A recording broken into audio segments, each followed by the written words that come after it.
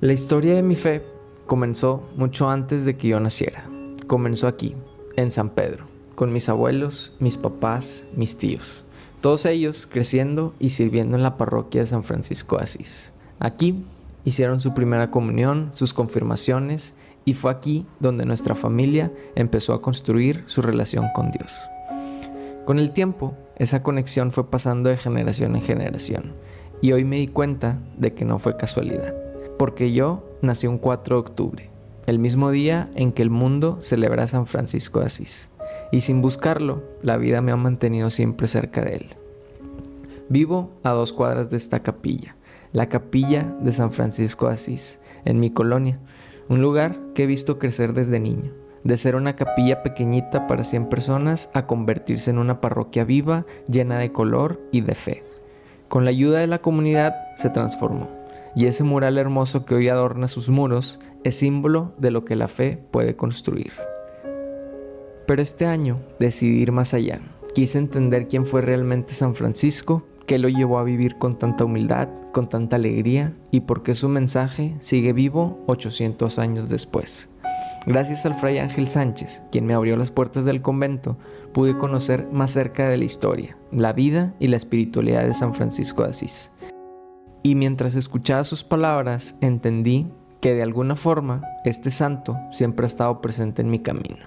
Así que hoy quiero compartirlo contigo. Esta es mi conexión con San Francisco de Asís.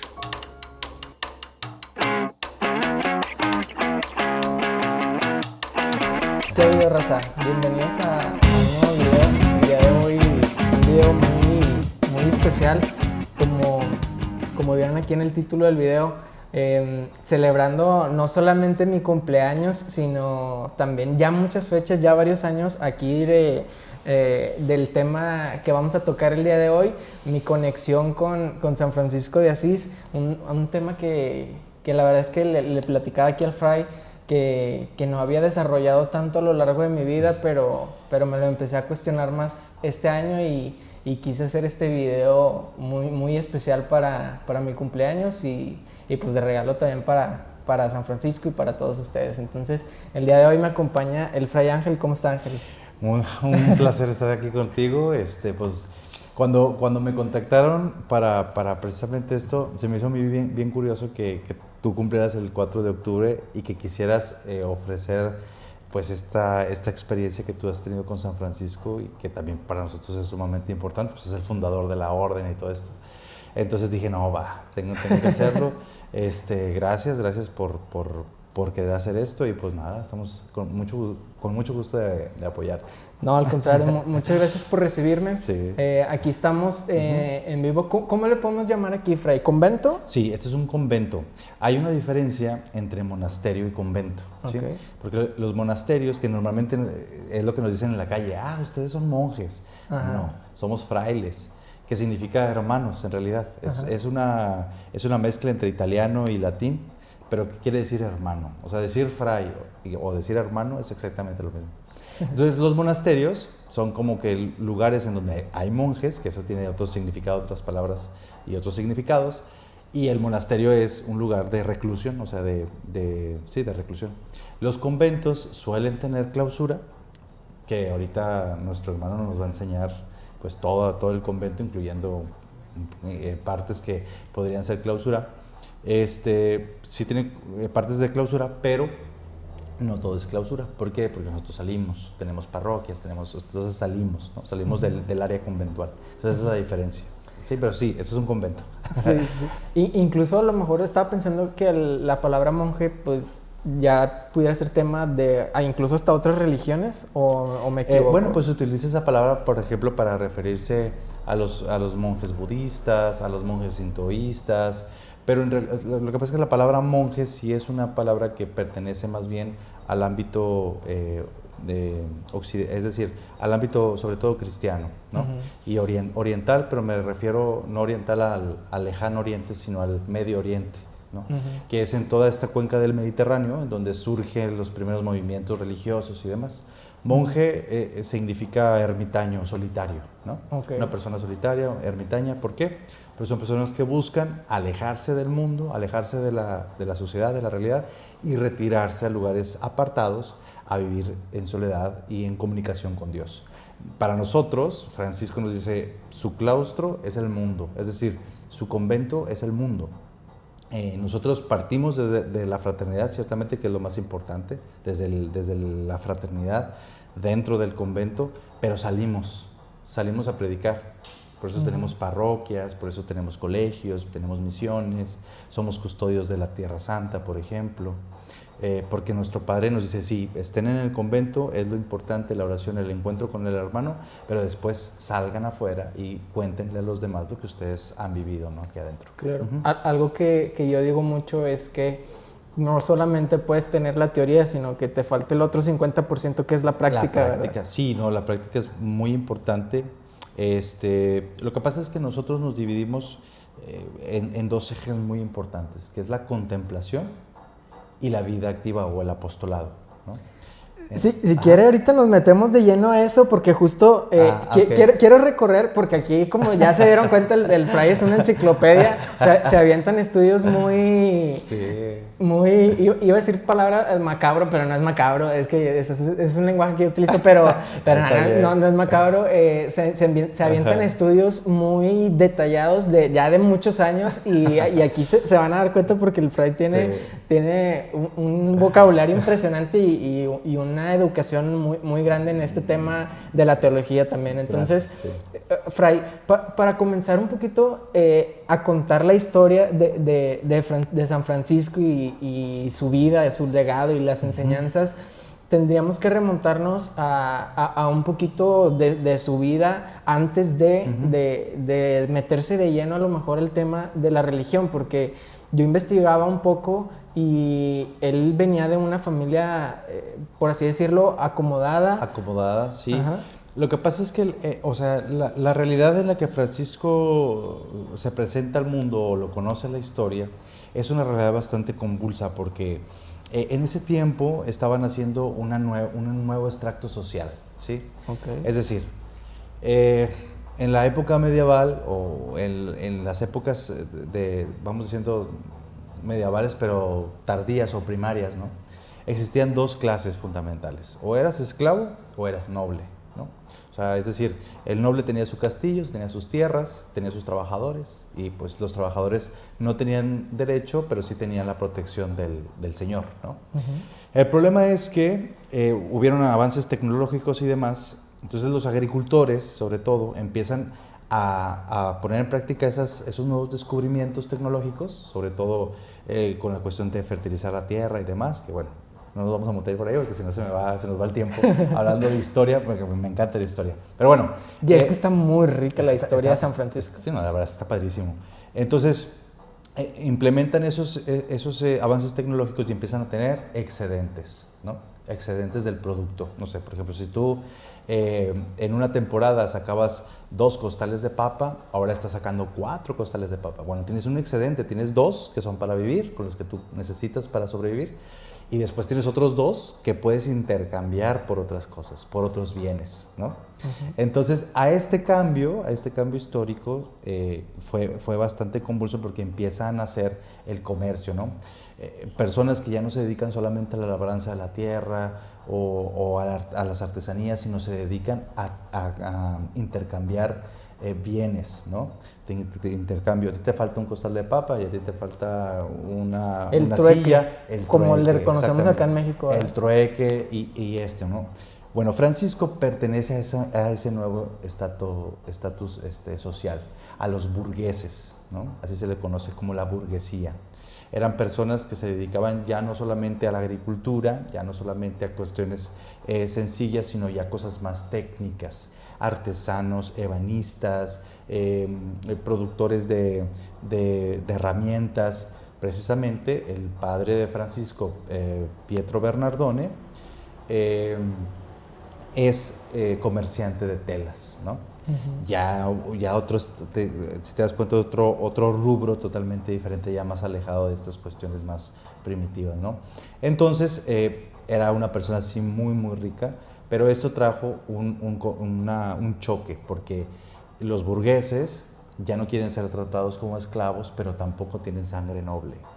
Y esto es bien importante para la vida de Francisco porque sus primeros años, y durante toda su vida se va a ver un poquito remarcado esto, pero en sus primeros años sobre todo, Francisco está en busca constante de ser reconocido, de encontrarse a sí mismo y de ser reconocido por los demás. Por eso decían que era juerguero, que le encantaba la fiesta, que quería traer siempre gente rodeándolo, ¿no? Ser el centro de atención. Es un reflejo de lo que está viviendo en realidad el mundo, Europa en ese momento, ¿no? Una nueva clase que se siente empoderada porque tiene bienes, tiene servicios, ya puede contratar trabajadores, pero también puede contratar soldados, también puede contratar armeros, también puede hacerse de cañones, ¿no? Algo que no era impensable en ese momento, ¿no? Por allí veía en algún lado que también hasta quería ser el caballero, ¿verdad? Precisamente la búsqueda del reconocimiento orilla a Francisco y a muchos jóvenes de su época a buscar el reconocimiento de aquellos que ellos pensaban que se los podían dar, en este caso los nobles. Embarcarse en una guerra o en una cruzada, pues te traía ciertos beneficios nobiliarios, es decir, algún reconocimiento por alguna familia, algún título caballeresco, etcétera, etcétera, ¿no?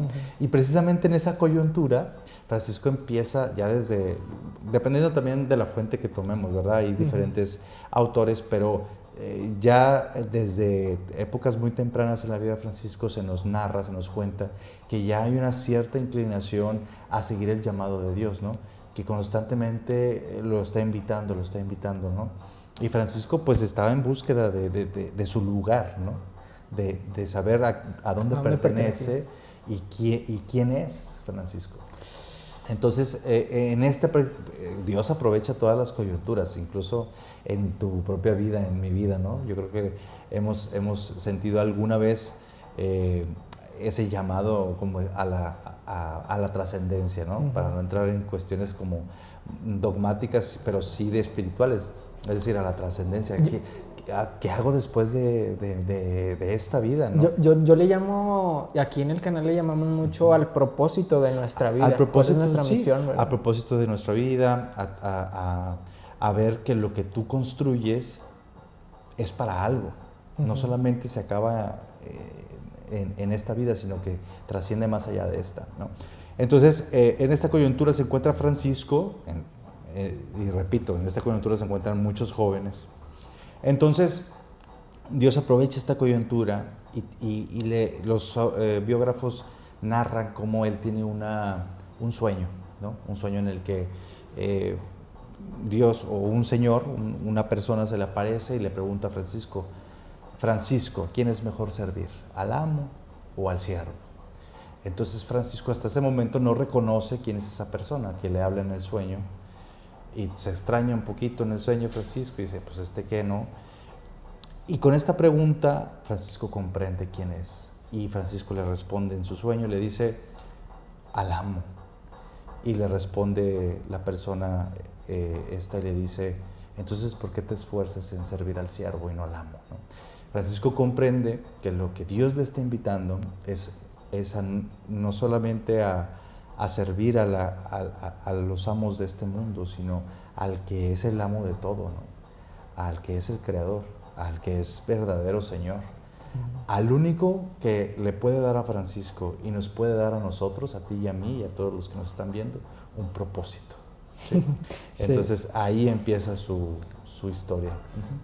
¿Esto fue antes o después de que empezara él estaba viendo yo que también había participado en una guerra, que había caído en la cárcel? Sí. ¿Esto fue antes o después? Sí, justamente este sueño que te acabo de comentar sucede entre estos lapsos en los que él quiere ser caballero, ¿no?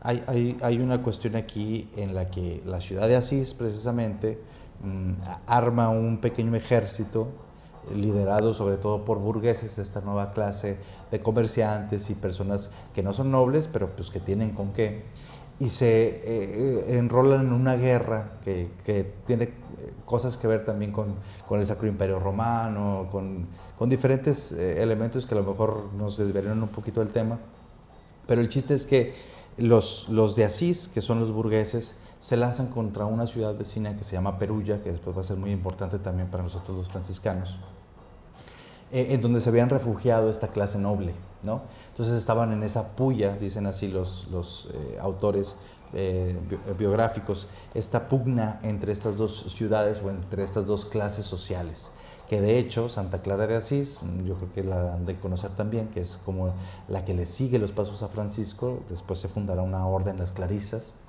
es noble, pertenece a esta clase noble, y Francisco es burgués, ¿no? Entonces se enrolan en esta guerra. Francisco va a esta guerra, participa de la guerra contra Perugia y pierden, ¿no? Pierden y es encarcelado aproximadamente 2 años, también depende de los autores, pero aproximadamente 2 años Francisco cae en la cárcel y ahí también va a tener él como un repensamiento, ¿no? Regresa a Asís y se vuelve a embarcar, ¿no? Y es en esta segunda vuelta en donde Francisco para en Spoleto, que es un pequeño poblado entre estas dos ciudades, y tiene este sueño que acabamos de comentar. Ajá. Pero sí, Francisco sí se va a la guerra, sí va. Sí, porque también hay 2, 3 historias que también aquí yo anoté porque también a mí se me hicieron muy interesantes. Una de ellas era también un contacto que tuvo con un leproso, si no me equivoco. Sí. Eso viene después de esto que acabamos de decir. Lo que pasa es que, fíjate, a mí se me hace muy hermoso esta parte de la vida de Francisco. Digo, toda su vida es ejemplar, pero esta parte a mí se me hace tan humana, ¿no? Porque cuando Francisco recibe esta invitación del Señor y Francisco entiende que el Señor lo está invitando a servirlo a él, ¿no? Tiene que tomar una decisión muy dura para un joven, ¿no? Yo creo que, bueno, tú y yo todavía somos jóvenes, sí. Entonces, hasta injusto se me hace la decisión que tiene que tomar y a veces así es, ¿no? En la vida. Una vez que Francisco dice, te sirvo a ti, Dios le dice a Francisco, ok, regrésate a Asís. Pero ¿qué pasa cuando un soldado va a la guerra y a mitad de camino se regresa? A esas personas se les conoce como desertores. Son personas cobardes, miedosas, sin valor, sin honor, sin gloria, ¿no? Son personas cobardes, son personas derrotadas, que ni siquiera llegaron a la batalla y ya están derrotados, ¿no? ¿Sí me explico? Sí, totalmente. Francisco regresa a Asís en esas condiciones. Pero esto es increíble viéndolos bajo los ojos espirituales, porque si bien es cierto que para el mundo Francisco regresa derrotado, en el espíritu Dios lo ha ganado para sí. Triunfante. Triunfó, sí. Se triunfó porque se derrotó a sí mismo, ¿no? Esas ansias que él tenía de ser reconocido, de la gloria, del honor, de ser alguien, de tener un propósito, para el mundo están muertos, ¿no? Pero para Dios y él en su espíritu, pues es un nuevo comienzo, es un renacer, ¿no? Y a partir de ese momento, los biógrafos, dependiendo también de las fuentes, nos narran esta clase de pininos que Francisco va haciendo, ¿no? Se nos narra que se empieza a retirar en cuevas alejado, se nos narra que empieza yo traigo uno también que reparó la capilla de San Damián. Exactamente, empieza a reparar la capilla de San Damián, que es donde le habla el Cristo, ¿no? Y lo lanza con una misión muy específica, que ahorita lo tocamos eso también. Empieza a regalar sus ropas, ve que sus vestiduras de riqueza y esto ya no lo satisfacen, la riqueza ya no lo satisface, ¿no? Entonces empieza a regalarlo, empieza a tener problemas con el papá, empieza a tener problemas con la mamá, precisamente por esas actitudes lo empiezan a tachar de loco y Y en un determinado tiempo en el que está sucediendo todo esto, tiene el encuentro con el leproso. Los leprosos son conocidos como personas malditas, ¿sí? La lepra es una enfermedad, pues, que te va pudriendo la piel en vida, ¿no? Te pudre pedazos de carne y después la carne se cae y te huele a podrido, ¿no? La persona está muerta en vida. Entonces, era foco de enfermedades y demás. Normalmente ese tipo de personas las relegaban. Por supuesto que Francisco, pues, les tenía un repudio normal, como todo mundo, Pero en el momento en el que él cambia su visión, reconoce en la otra persona que está incrustado en la otra persona un deseo también de trascender. O sea, empieza a ver en la persona no solamente la cuestión externa, sino la interna, así como Dios lo vio a él, ¿no? Entonces cambia su visión y en vez de darle repudio, pues se lanza a besarlo, ¿no? Porque su visión del mundo, de la gente, de los hermanos, de los que tenemos, es completamente nueva. Eso es lo que nos quiere decir el autor con ese acontecimiento, ¿no? Francisco ya no es el mismo. Francisco ya no sigue los estándares de la sociedad y del mundo. Francisco ya quiere salir del mundo, quiere salir del siglo, dicen los autores, ¿no? Y luego ya posteriormente vendrá este episodio que también es sumamente importante, es fundacional casi yo creo, para la orden, que es la cuestión del Cristo de San Damián. Es la primera materia que llevan aquí los franciscanos, dice usted. Casi. Sí, pues casi ya llegas pues sabiéndolo, ¿verdad? Ajá. Pero te digo, como uno está inmerso en la espiritualidad, la verdad es que lo disfrutas mucho. Yo disfruto mucho. Yo he contado esto un chorro de veces, pero cada vez que lo cuento, lo disfruto, ¿no? Claro. Porque lo veo también reflejado en mi vida, en mi vocación. Porque al final de cuentas estoy llamado a ser un poquito como Francisco lo hizo, ¿no? A lo mejor no con esa perfección y no con esa... Porque la verdad es que Francisco, dice Santa Teresita, Francisco es una montaña, o sea, alcanza cumbres de santidad y de espiritualidad enormes. Pero bueno, al menos se le hace el intento ahí poquito. Oiga, Fray, ahorita mencionaba algo que yo también traigo mucho en la actualidad, que es el tema de humillarse, de derrotarse para triunfar. Y creo que también es un mensaje que le podemos dejar mucho a la raza, que muchas veces no entendemos el por qué nos pasan ciertas cosas y el cómo pareciera que estamos perdiendo en la batalla de la vida. Sin embargo, Dios o Jesús nos mandan ahí señales que nos está reconstruyendo por dentro, el cual nos hace ser victoriosos, ¿verdad? Para su propósito y para el propósito que contamos. Lo que pasa es que el proyecto que Dios nos ofrece, que Cristo nos ofrece, es verdaderamente escandaloso, ¿no? Porque, para empezar, bueno, esto viene desde el mismo Jesucristo, ¿no? Lo que Dios propone es que pongas al otro antes que tú. Y eso pues ya rompe todo el esquema, ¿no? Porque pues primero yo... Mis dientes y luego mis parientes. Ajá, aquí sí, lo tenemos muy primero marcado. mis dientes y luego mis parientes, ¿no? Pues Cristo te dice, no. O sea, los dos pueden comer al mismo tiempo, no sé, así Francisco lo aplicaba también, ¿no? Entonces, ya el proyecto del Evangelio que Cristo nos ofrece ya es revolucionario, ¿no? Ya es revolucionario cuando le dice a los fariseos, que en ese entonces son la institución, ¿no? Les dice, pues son unos hipócritas, no es cierto lo que ustedes predican, no lo viven, ¿no? Entonces, ya eso, o sea, diciéndoselo a los fariseos también se lo dice a uno, ¿no? Ya eso ya es revolucionario, ya te mueve el tapete, ¿no? Y eso a la sociedad, al mundo, no le gusta, ¿no? Porque el mundo es de estándares, es de status quo, es de perfiles, es de apariencias, es de tener para ser, ¿no? Y acá es al contrario, deja la apariencia a un lado y métete al interior, ¿no? Y vamos a ver cómo está tu interior. Si tu interior refleja lo que tu exterior proyecta, pues ya lo hiciste, ¿no? Pero si no, pues terminas vacío. Y incluso también un poquito en contra de su padre cuando restauraba la capilla, ¿no? Porque su padre, por ahí también leía que él se negó a restaurar la capilla y fue como de que, pues no, ¿verdad? Lo estás haciendo con mi dinero y a mis costas y esto no es lo que yo quiero, ¿verdad? Sí, se nos narran los biógrafos que Francisco empezó a dar grandes donaciones, ¿no? Telas, dinero, esto, lo otro. Entonces eso fue captado por los padres con preocupación, como un despilfarro, ¿no? Como una rabieta. Y es cuando tiene este conflicto con el papá, ¿no?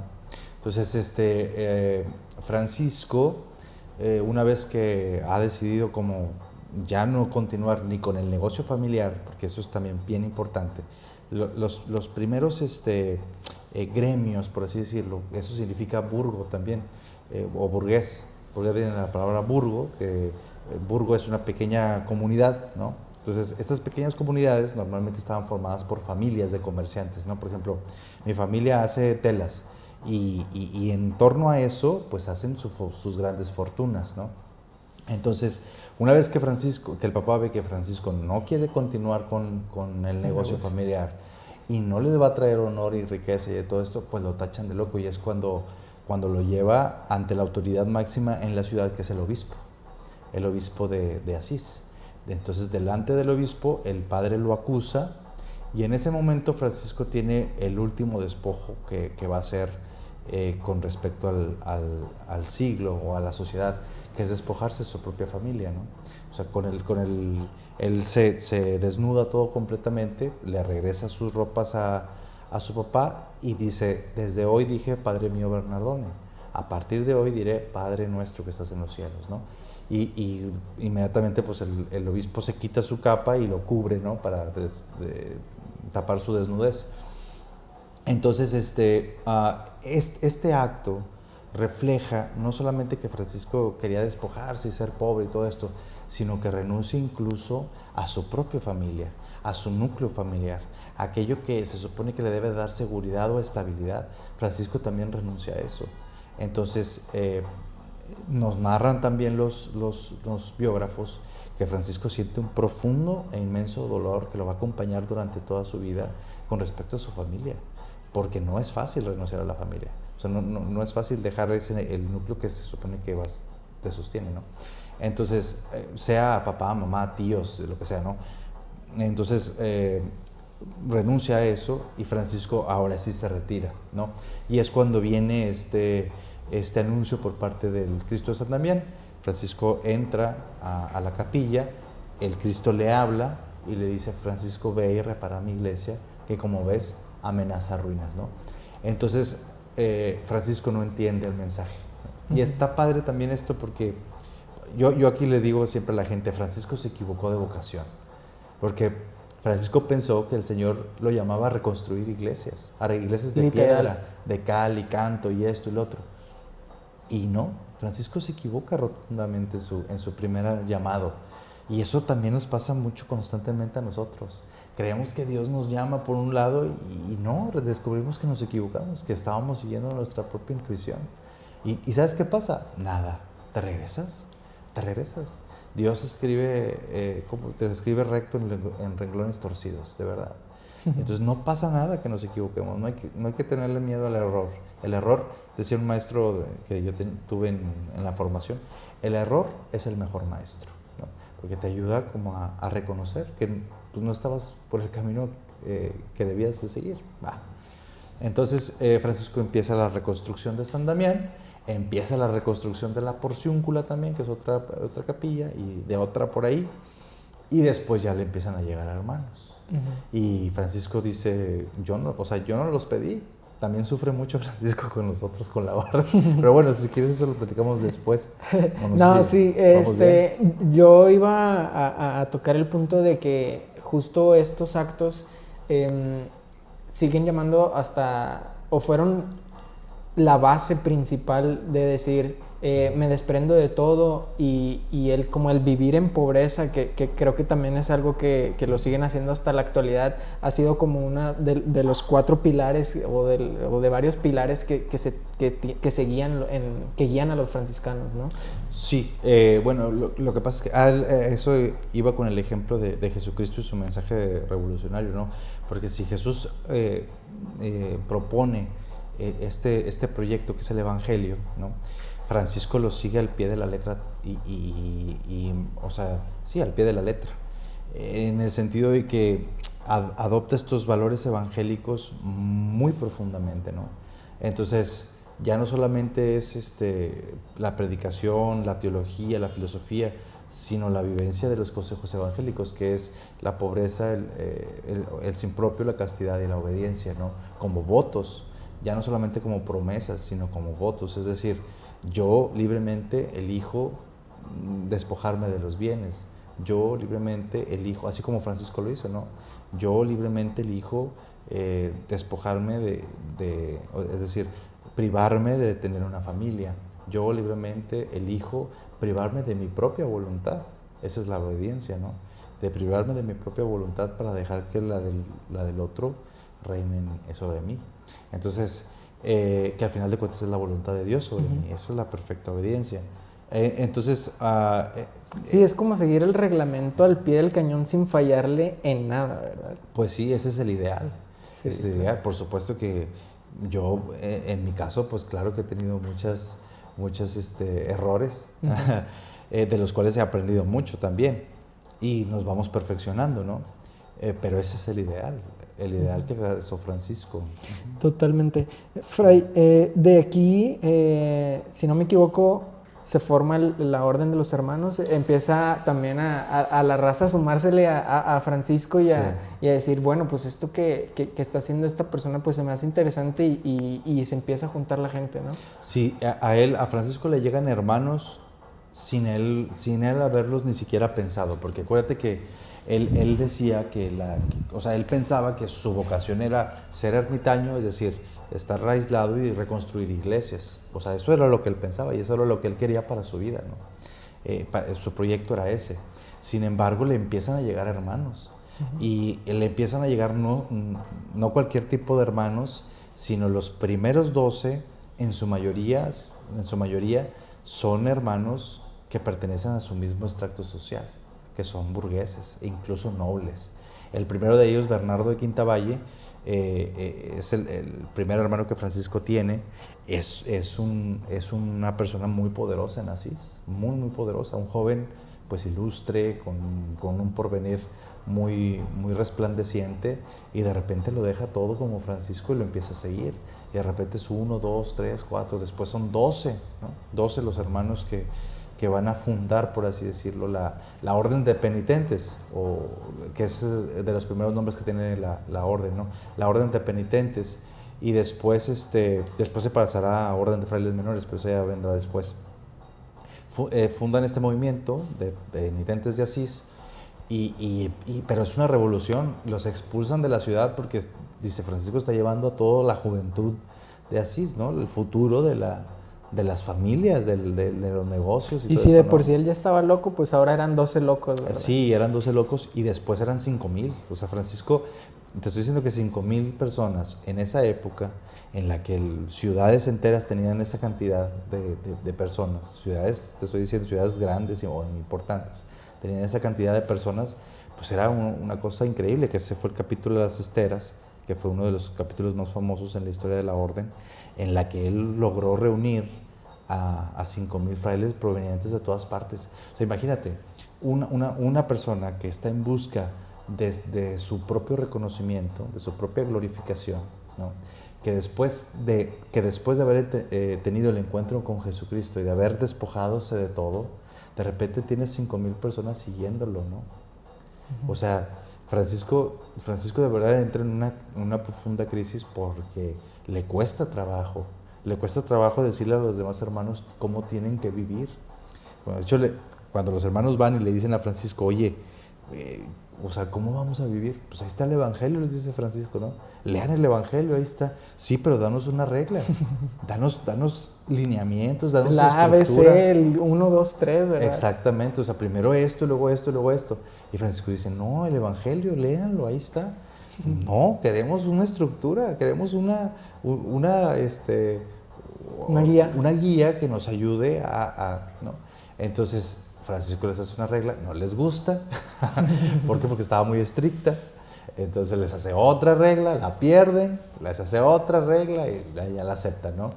Entonces, Francisco sufre bastante precisamente porque, y esto es algo que me encanta del franciscanismo, ¿no? Y esto es pues parte del sufrimiento de Francisco, pero es una de las partes más hermosas del franciscanismo. El franciscanismo te habla siempre de tu experiencia personal, de tu vivencia personal, de qué es lo que hizo Dios en ti. Y después, pero no se queda ahí, porque si no fuéramos monjes o así, ¿no? Ermitaños, no se queda ahí. después tienes que ir a la fraternidad. O sea, tienes que ir con tus hermanos y contarles lo que Dios hizo en ti. Y después tienes que ir con el mundo y decirle al mundo lo que Dios hizo en ti. Eso es el franciscanismo. Desde tu experiencia, desde lo que tú has vivido. Por eso Francisco le decía a los hermanos, pues pregúntenle a Dios, ¿verdad? Dios me dijo qué hacer a mí. Pregúntenle ustedes, ¿no? Porque hasta ahora poco nada hemos hecho. Entonces, vayan y pregúntenle a Dios qué es lo que tienen que hacer. Porque a mí me lo dijo, pero a mí. Que también es un tema que tocamos ahorita, el tema de la introspección y de viajar dentro de sí mismo. Hay una frase que me gusta mucho: los verdaderos exploradores no van al espacio, sino viajan dentro de sí mismos. Y que es algo que suena fácil, el conocernos, pero es algo muy complicado. Es muy complicado porque incluso el mismo Francisco a lo largo de su vida tiene estos periodos en los que no suelta su pasado, ¿no? Y llora por el pecado que cometió, y llora por el pecado que cometió, y llora por el pecado que cometió, y no logra soltar esa parte, ¿no? Y te decía ahorita con la cuestión de la familia, cuentan algunos biógrafos que cuando Francisco pasaba, porque bueno, él vivía en Asís, y su familia también siguió viviendo en Asís. Cuando Francisco veía de lejos a su madre o veía de lejos a su padre, le pedía a uno de sus hermanos que lo bendijera en el nombre de su padre, ¿no? Porque le dolía. O sea, no es algo así como en las películas o en las pinturas que vemos a Francisco así, todo. No, o sea, pues era un humano, ¿no?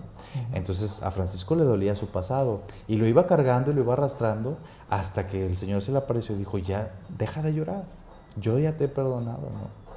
Te basta mi gracia. Le repite estas mismas palabras que San Pablo también nos comparte en el Nuevo Testamento, ¿no? Cuando Pablo constantemente le está diciendo: tengo un aguijón clavado en el fondo de mi corazón. Ese aguijón, pues eso es el pasado, ¿no?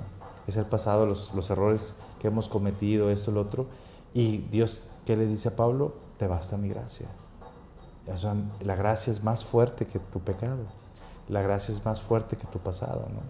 Es decir, el amor es más grande, ¿no? El amor que Dios nos tiene es más grande que eso. Entonces a Francisco le cuesta trabajo desprenderse de ese pasado. Fíjate, de ese pasado, desprenderse de eso le va a costar mucho trabajo. Claro. Pues claro, para nosotros, imagínate, ¿no?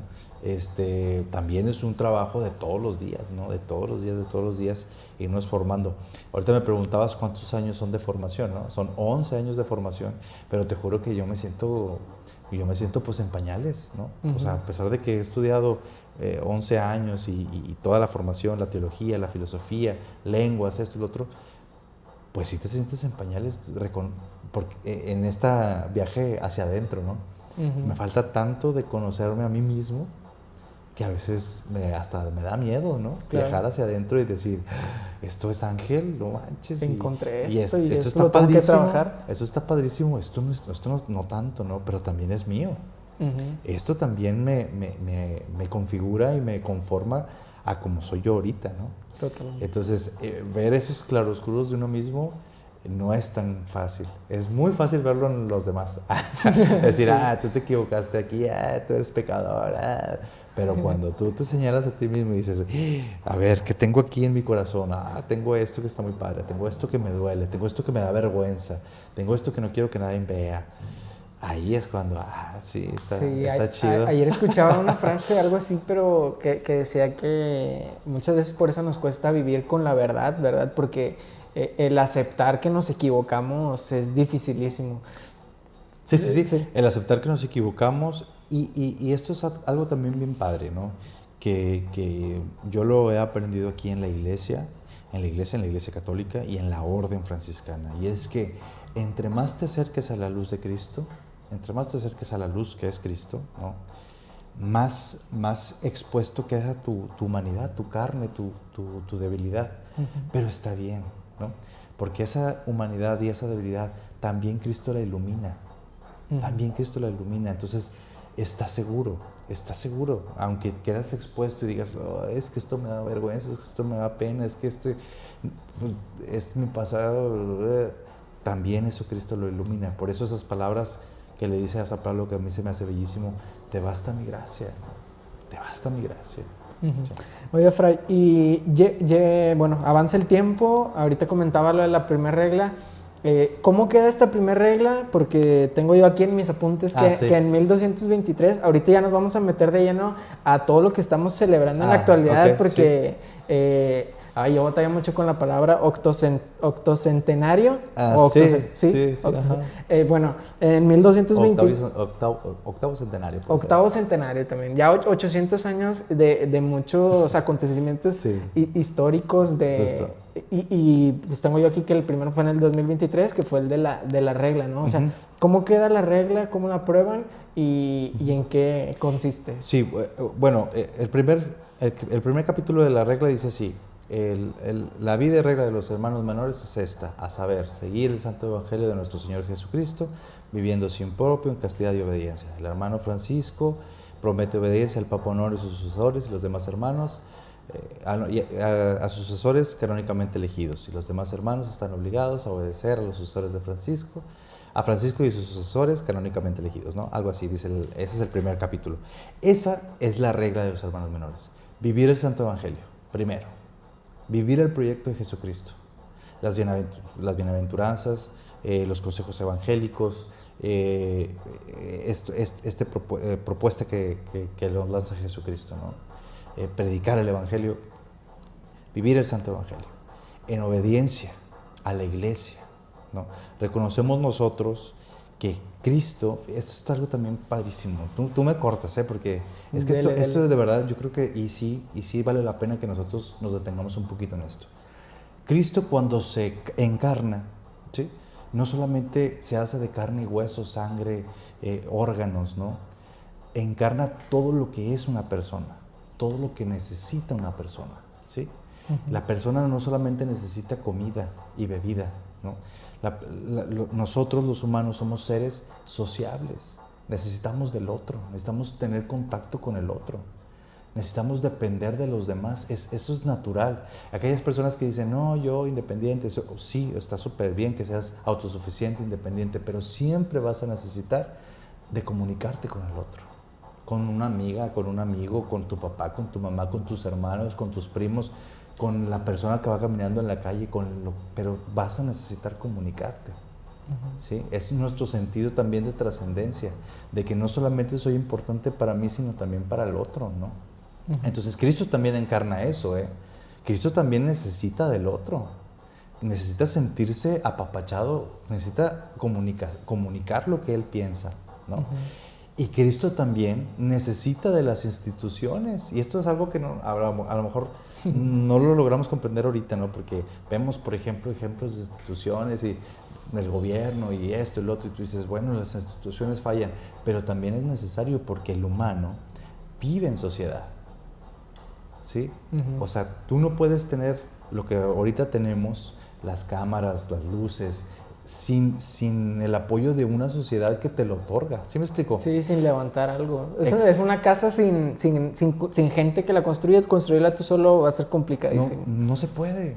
O sea, no puedes. Dependemos, yo creo que un 95% de otras personas en nuestro día a día. Del de la luz, del de esto, dependes casi 100% de otras personas para llevar tu vida diaria, ¿no? Bueno, Cristo también encarna eso. Cristo encarna la necesidad que el hombre tiene de una institución. Y eso es precisamente lo que los hermanos le reprochan tanto a Francisco. Danos una institución, danos una casa, ¿no? Uh-huh. La institución para nosotros en la Iglesia Católica es eso, es una casa, un lugar seguro. Eso es la Iglesia, ¿no? Entonces, Cristo también lo encarna.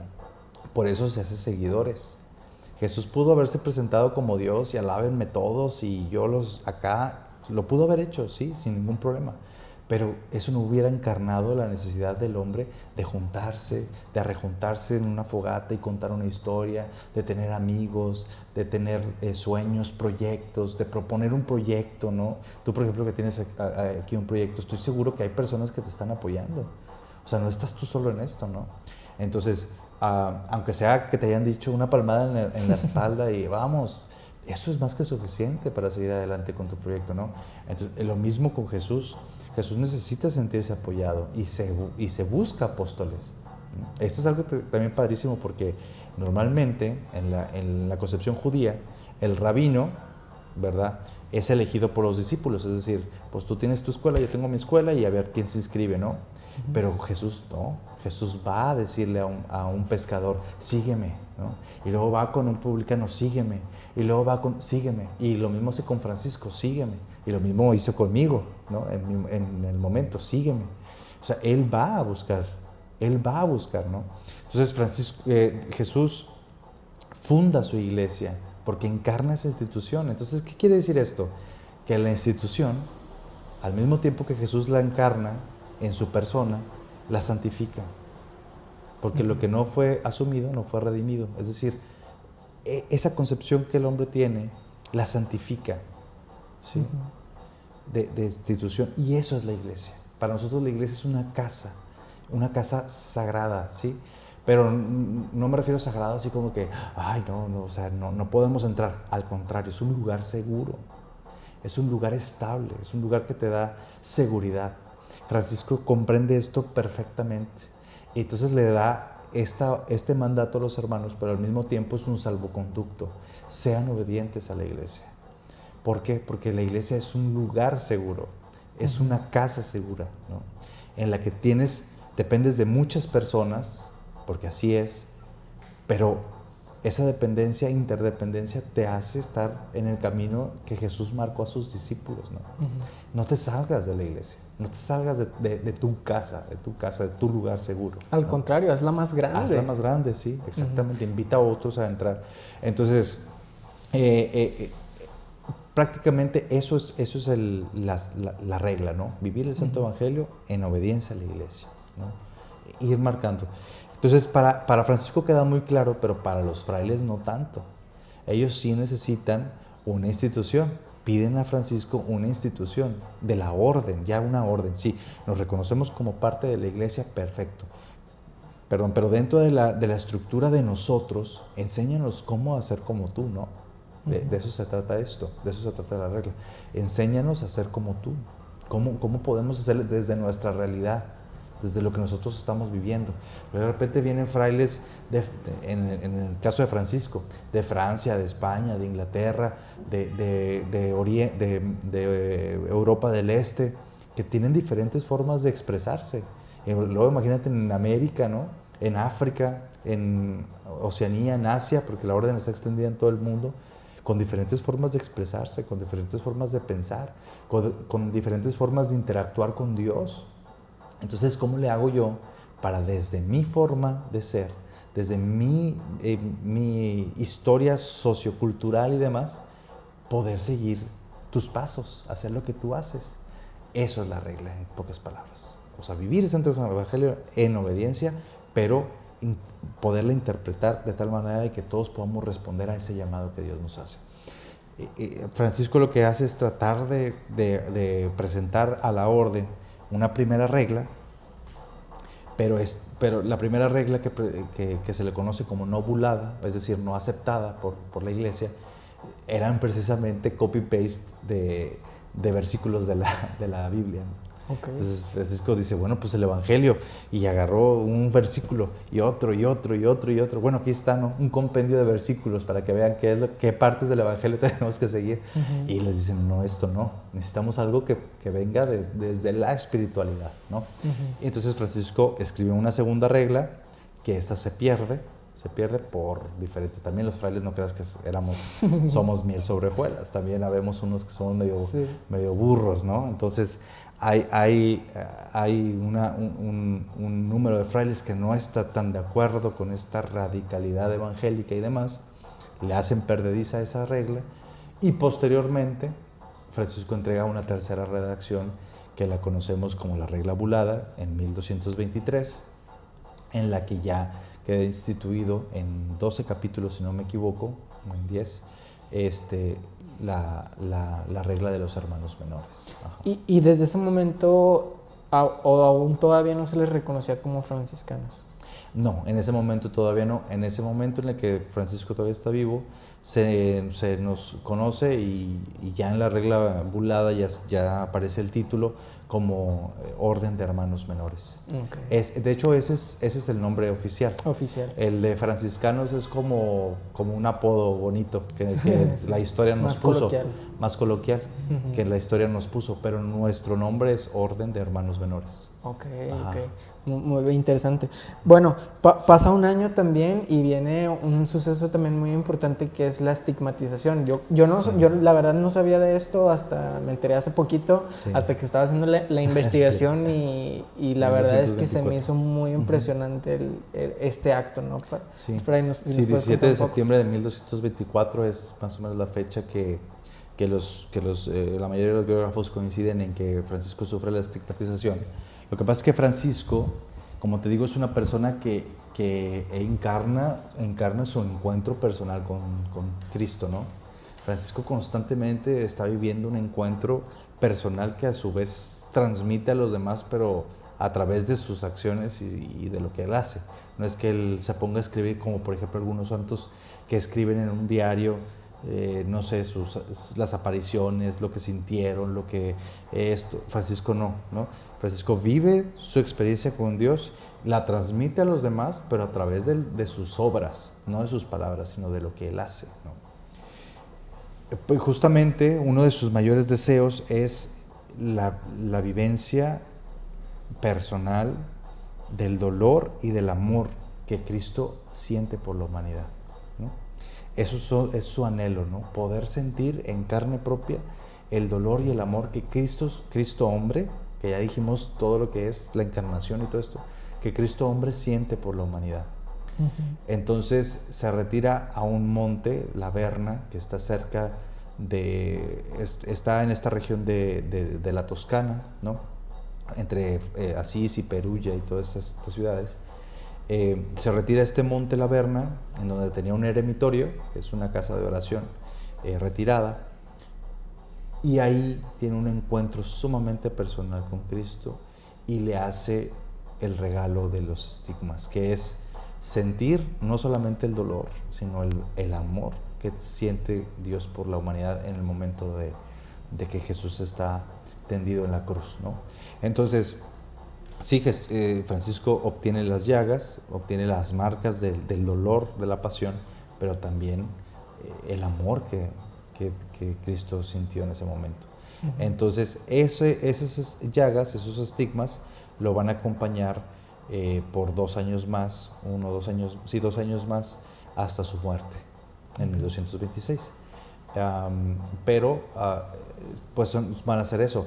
Para Francisco, estas llagas van a ser símbolo de una gran vergüenza, ¿sí? En realidad, Francisco también sufre mucho por la cuestión de las llagas, porque lo empiezan a tener como santo, ¿no? Buscan ver las llagas, buscan tocarlas, y Francisco no desea eso.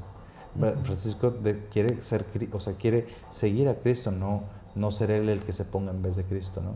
Claro. Entonces, también esto no permitía que nadie las viera más que sus secretarios, el hermano León, el hermano Ángel. Por ahí se menciona también que pudo ver las llagas, tocarlas, limpiárselas a Francisco, ¿no? Son muy pocos en realidad los que logran verlas, ¿no? Entonces, esos hermanos que lograron verlas después nos dejan a nosotros las anécdotas que Francisco les contaba, ¿no? Cómo fue, qué es lo que vio, qué es lo que sintió y demás.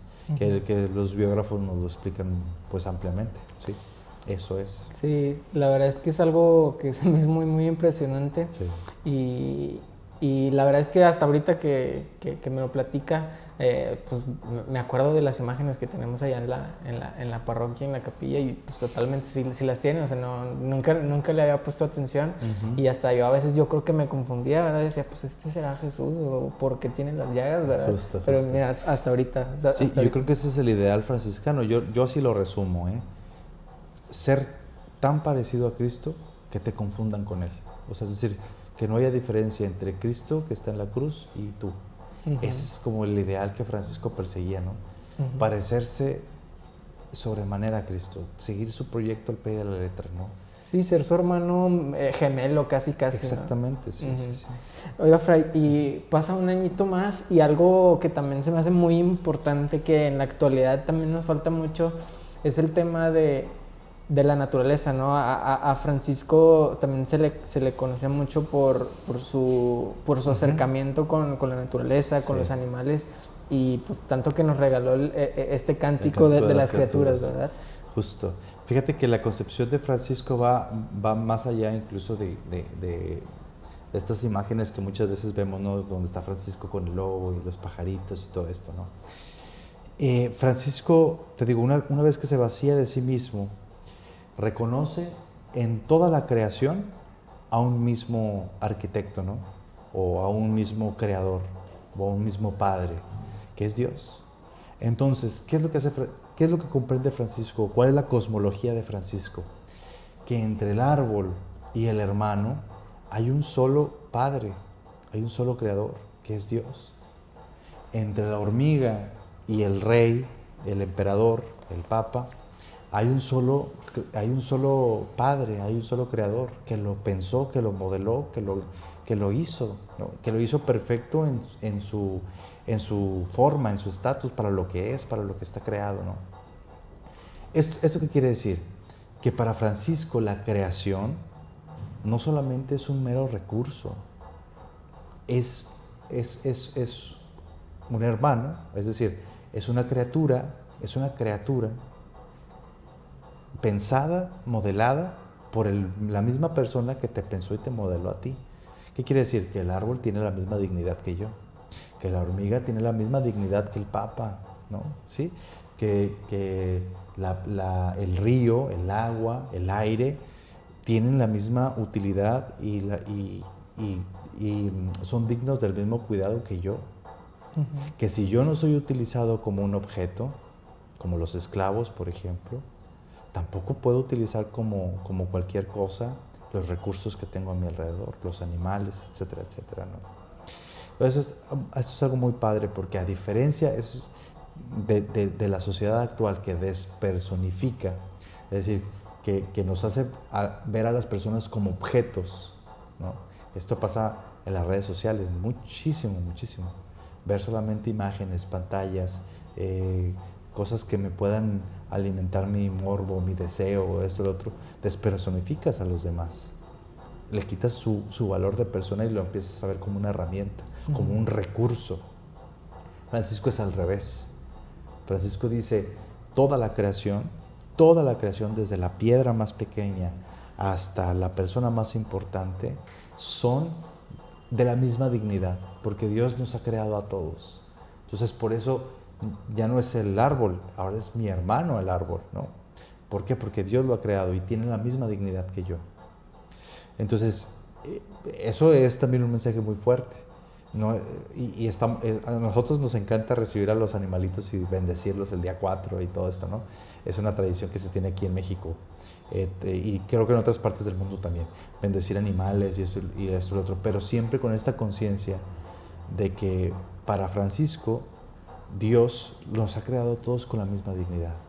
Entonces, si el árbol está ahí, es porque Dios ha pensado que el árbol esté ahí. Y no solamente existe, sino que también me ayuda ¿por qué? Porque me cubre del sol, porque me da sombra, porque es bello, porque dentro de su estructura y dentro de cómo Dios lo ha creado, también alaba a Dios. Y cumplen un propósito también. Y tienen un propósito. Y no solamente están hechos como para el consumo voraz del hombre, sino que están creados como criaturas independientes a mí. Es decir, cuando se nos narra, por ejemplo, en el Génesis, la creación, Dios primero crea el cielo, la tierra, las plantas, los animales. Es decir, Dios crea el mundo y después nos pone a nosotros. No es al revés. No es el hombre el que crea primero y después la creación para que el hombre la consuma, la devore, ¿sí? Uh-huh. Sino para que la custodie, la cuide, la proteja. Y eso lo entiende Francisco muy bien, ¿no? Totalmente. Uh-huh. Y pues bueno, un año más y se llega el fallecimiento el 4 de octubre, ahora sí que de 1224 26. O 20, ¿qué? 26. 26, perdón.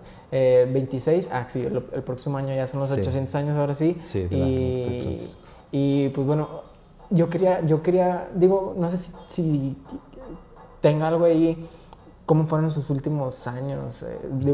Sus últimos días. ¿Qué fue de lo último que nos deja en vida San Francisco? Sí, bueno, Francisco vive sus últimos 2 años precisamente marcado con las llagas de nuestro Señor Jesucristo, y esto hace que se vuelva muy dependiente de su secretario, en este caso el Fray León, que eso para nosotros fue pues una ventaja porque nos permitió conocer mucho de lo que Francisco sentía y todo esto.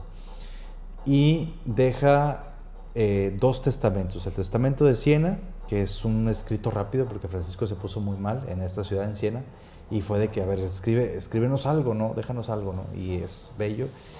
Y el testamento que ya escribe ya cuando se recompuso un poco mejor y deja un testamento. Y en ese testamento nos cuenta Francisco como su última voluntad, que es precisamente que sigamos en el camino que nos ha planteado Jesucristo, que es el seguir el Evangelio, ¿no? En un primer momento. Y también que nos pide que trabajemos, que prediquemos, que salgamos, que vivamos en la fraternidad, pero que le preguntemos a Dios qué es lo que quiere que nosotros hagamos. Dice, yo ya se lo pregunté y me lo dijo, pero ustedes pregúntenselo. Ustedes respondan al llamado que han sentido a Dios de seguir esta espiritualidad, pero desde su realidad. Pregúntenle a Dios qué es lo que quiere Él de ustedes, ¿no? Y esa es prácticamente casi la última voluntad de Francisco, ¿no? El Señor me dijo qué hacer, pregúntenle ustedes qué quiere Dios de ustedes. Gran tarea. Sí, el paquete está muy grande porque una vez que tú le preguntas a Dios, Señor, ¿qué quieres? Pues mírame. En un momento le pregunto a Dios, Señor, sí, yo quiero, y ya estoy aquí, mira, de fraile.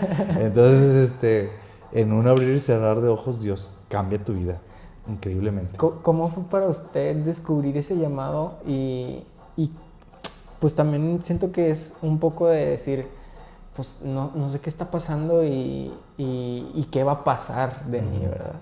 Sí, bueno, pues mi llamado muy particularmente lo siento yo desde que estábamos muy pequeños. Mis papás eran misioneros, entonces nos llevaban de chiquitos 6 años de misiones y todo esto. Entonces, a mí darme cuenta de que existía un mundo, porque cuando eres niño, pues estás en una burbuja que es tu familia, súper bien, que es lo normal, pero darme cuenta de que hay otras realidades fuera de mí y que no se sanan solamente con los bienes materiales, sino con los espirituales, porque eso es lo que van los misioneros a ofrecer. Los misioneros ofrecen una realidad espiritual, no despensas, sino una realidad espiritual.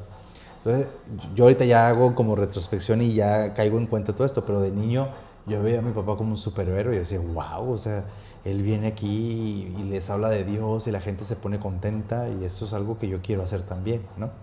Ya después en retrospección yo digo, es esto, ¿no? Darme cuenta de que hay otra realidad y darme cuenta de que no se sana con bienes materiales, sino con los espirituales. Eso, hace cuenta, ahí Dios plantó, estoy seguro que Dios plantó eso. Ahora sí, regresando ya para finalizar, ya que nos contaba como su propósito y cómo fue el ir encontrando esta vocación, platicar también un poco de cómo es que se vive actualmente en la orden aquí en el convento de San Francisco y cómo es que pues también son las funciones, digamos, desde que llega aquí al convento, cuando se está iniciando y ya como que cuál es, digamos, el rol mayor o a lo mejor el propósito mayor que pudiéramos ir encontrando. A lo mejor pudieran ser distintos y diferentes, pero más o menos si nos puede ir explicando más o menos de cómo son los hermanos aquí en el convento y en la actualidad, ¿verdad? Sí, bueno, nosotros en la provincia, México está dividido en 5 provincias franciscanas. Realizamos diferentes apostolados, ¿no? Tenemos misiones en la prelatura del Nayar con los huicholes, los coras y los birrárica. Tenemos colegios desde kinder hasta universidad. Tenemos parroquias, tenemos templos, santuarios que atendemos pastoral, grupos, sí, te digo, parroquias. Entonces, la verdad es que es mucho, o sea, es mucho lo que nosotros abarcamos hoy en día, ¿no? Abarcamos muchísimas realidades, desde, te digo, desde la cuestión de los indígenas hasta pues ciudades, pueblos, de verdad estamos muy extendidos, ¿sí? Y nuestro proceso de formación dura 11 años. El proceso de formación de nosotros como frailes franciscanos es alrededor de 11 años. Primero se hacen 2 años de postulantado, que es donde estudias sobre todo cuestiones gramaticales, de saber escribir, saber leer, y para que todos tengan más o menos un mismo nivel, por así decirlo, y empiezas ahí la cuestión del estudio de los idiomas. Para la orden franciscana hay como 3 idiomas que son fundamentales, que es el italiano, el primero, porque es el idioma de San Francisco de Asís, y donde está ahorita la curia, está Roma, etcétera, ¿no? Entonces el italiano es fundamental, el español, porque es en donde más o menos está más extendida la orden, en los países de habla hispana, y el inglés como el idioma universal. Entonces ya desde el postulantado empezamos a estudiar latín, griego e italiano, ¿no? Son los idiomas que estudiamos. Luego, posteriormente, esos 2 primeros años son en la ciudad de Guadalajara, en un pueblo que se llama San Agustín, en Jalisco, ahí cerquita de Guadalajara. Después, un año de noviciado. Ese año de noviciado es muy, muy especial porque estudias prácticamente la espiritualidad franciscana. La regla, los escritos, biografías, todo lo referente a San Francisco de Asís. Y sigues con el idioma italiano, sigues estudiando el idioma italiano, por supuesto. Ese año también es un año como de retiro, así que no tienes contacto con el exterior más que por cartas. Es el único medio, no puedes usar teléfono ni nada. Pero es muy padre. La casa de los frailes, ¿verdad? Sí, haz de cuenta, como la casa de los famosos. pero de retiro totalmente, discernimiento, oración. Está muy padre porque sí te desintoxicas, ¿no? Entonces está muy, muy padre. Bueno, ahí estudias eso. Después, en el noviciado, tú tienes la posibilidad de decidir si eliges la opción ministerial para ser ordenado sacerdote o si eliges la opción laical, ¿sí? Para nosotros la base de todo esto es ser hermanos y menores, ¿sí? Vivir el Santo Evangelio, lo que ya hemos platicado, ¿no? Eso es lo importante. La opción ministerial o la opción laical se ven como servicios especializados, por así decirlo, ¿no? En la fraternidad. Si tú quieres servir a la fraternidad como sacerdote o quieres servir a la fraternidad como laico, ¿sí? Entonces, como laico consagrado. Al final de cuentas, todos somos religiosos. Si tu opción es ministerial, entonces pasas a la filosofía, son 3 años de filosofía en la Basílica de Zapopan, que es donde está la curia, ahorita tenemos la curia, y ahí pues haces estudios filosóficos de todas las épocas, ¿no? Desde los antiguos, pasando por, no sé, los modernos, el Renacimiento, todo esto, y los contemporáneos y los posmodernos, ¿no? También, todo. Ahí quiero hacer una pausa porque se me hace interesante el tema de la filosofía y quería preguntarle qué bases cree que aporta la filosofía al estudio también, porque yo creo que es muchísimo de lo que se estudia, ¿no? Bueno, sí, la filosofía lo principal que te aporta es la capacidad de analizar, el análisis, pues, de las situaciones. Nosotros, como te comentaba, nosotros estamos inmersos en realidades muy, muy distintas. Y no es lo mismo la necesidad que tiene, por ejemplo, una comunidad de huicholes en la sierra que una parroquia en Guadalupe, aquí en Nuevo León, ¿no? Entonces son realidades totalmente diferentes y la filosofía, en mi opinión personal, te ayuda a saber analizar el contexto histórico, las necesidades socioculturales, porque no nada más es de que, llévales despensa o, hazles una capilla nueva. No, o sea, el chiste es entender de raíz. Entender de raíz exactamente la situación por la que está viviendo la gente, ¿no? Y entender también de dónde vienen los procesos de pensamiento que muchas veces repercuten en la sociedad. Porque no es lo mismo cómo piensas, por ejemplo, tú, a cómo piensan tus papás, a cómo piensan tus abuelos, ¿no? Y que nosotros como frailes debemos de darte respuesta a ti, a tu papá y a tus abuelos, ¿no? Entonces, también eso nos ayuda mucho como a comprender la forma de pensar de la sociedad, cómo se mueve el mundo, y al mismo tiempo la filosofía también te ayuda a hacer como, para nosotros, pues la filosofía es como la sierva de la teología, es decir, la filosofía te ayuda a profundizar más en los estudios teológicos, que los vamos a necesitar muchísimo también. Entonces son tres años, digo, se estudia de todo, de todo. A mí me gustó mucho, la verdad, la filosofía, porque sí te da un panorama así enorme. Entonces, en fin, después de esos 3 años, por el lado ministerial, te vas un año de servicio, de inserción, te mandan como de servicio social, algo así, a cualquier parte de la provincia. A mí en lo particular me tocó el eremitorio de Puerta del Cielo, que es una casa de retiro para los frailes, también ya habíamos hablado un poquito de esto, una casa de silencio, de oración, y estuvo muy padre también. Y posteriormente, la última etapa de formación son los 4 años de teología, que es donde estamos ahorita aquí en San Pedro, en Garza García. Aquí es donde se hacen los estudios teológicos. Y ya, pues aquí profundizas toda la cuestión de la Sagrada Escritura, toda la cuestión del dogma, de la historia de la iglesia, de sacramentos y todo este rollo. Y en la parte laical, Fray, ¿qué podemos encontrar ahí? Sí, precisamente partiendo del noviciado, si tu opción es la cuestión laical, te vas a una casa que se llama, que está en el pueblo de Santa Anita, que está dedicada precisamente a Nuestra Señora de Santa Anita, un pueblo que igual como San Agustín está cerquita de la ciudad de Guadalajara. Y ahí son 3 años de estudios en ciencias religiosas. Ellos me parece que estudian en la Ibero, y pues es como licenciado no me acuerdo si es ciencias religiosas o licenciado en teología, pero también hay unos estudios por ahí, y posteriormente ya te mandan a casas de formación, a casas de servicio. Entonces los hermanos laicos generalmente se encargan de la cuestión administrativa, de administrar las economías de las casas, de administrar los colegios, por ejemplo, de administrar las sacristías de los templos. Normalmente se dedican a eso, como que la cuestión administrativa la llevan ellos. Y nosotros, los que optamos por la cuestión ministerial, a la dirección de las casas y a la cuestión pastoral, ¿no?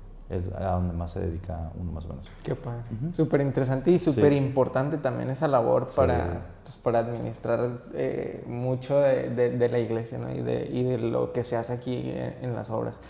Pues por último, Fray, para ir cerrando, no sé si alguien esté interesado y que de repente sienta ese llamado para tal vez involucrarse en este mundo y en la orden, pues ¿qué es lo que tiene que hacer? ¿A dónde tiene que ir? ¿Y con quién tiene que dirigirse? Sí, bueno, nosotros, por ejemplo, en México, estamos divididos en 5 provincias y tenemos para estos centros vocacionales, así se llaman.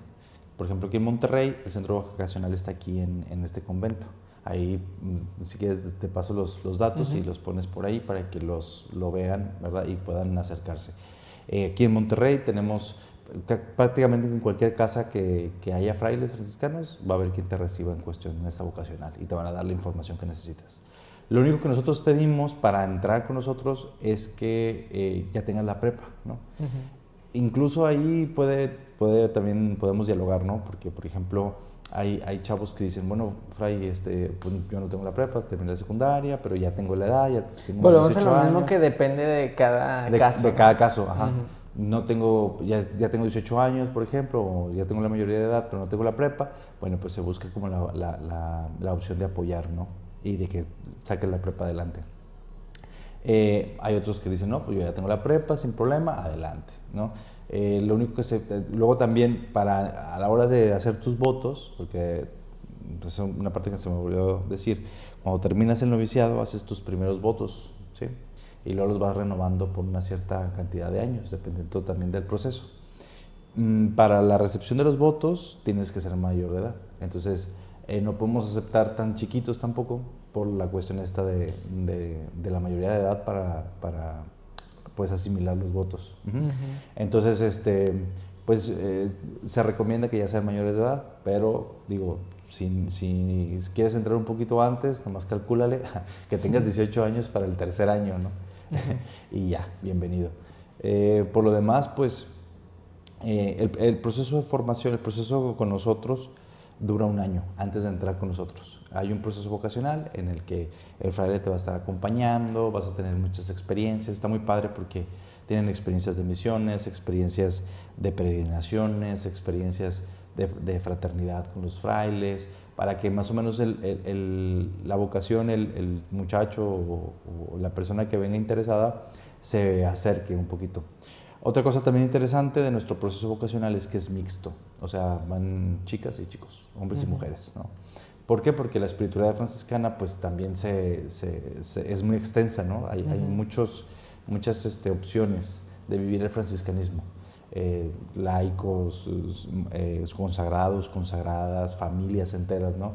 Que pueden pertenecer o ya sea con nosotros, con los frailes, ya sea con las clarisas, ya sea con la BFS, que es la Orden Franciscana Seglar, que son laicos, pues son familias, padres de familia, madres de familia, que buscan vivir la espiritualidad franciscana desde sus casas, desde sus hogares, desde su realidad, y también son parte de la Orden Franciscana Seglar, y un sinfín de congregaciones que se adaptan a la espiritualidad franciscana. Entonces, el proceso vocacional es para tanto hombres como para mujeres.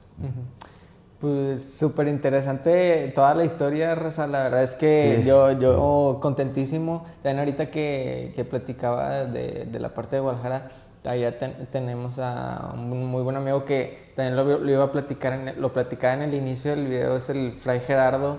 Por él, digamos que también hasta mi papá comenzó ahí con el catecismo y todavía tiene su libro y empezaron aquí en San Pedro, entonces el Fray también está allá viviendo en Guadalajara, también le mandamos un saludo al Fray Gerardo.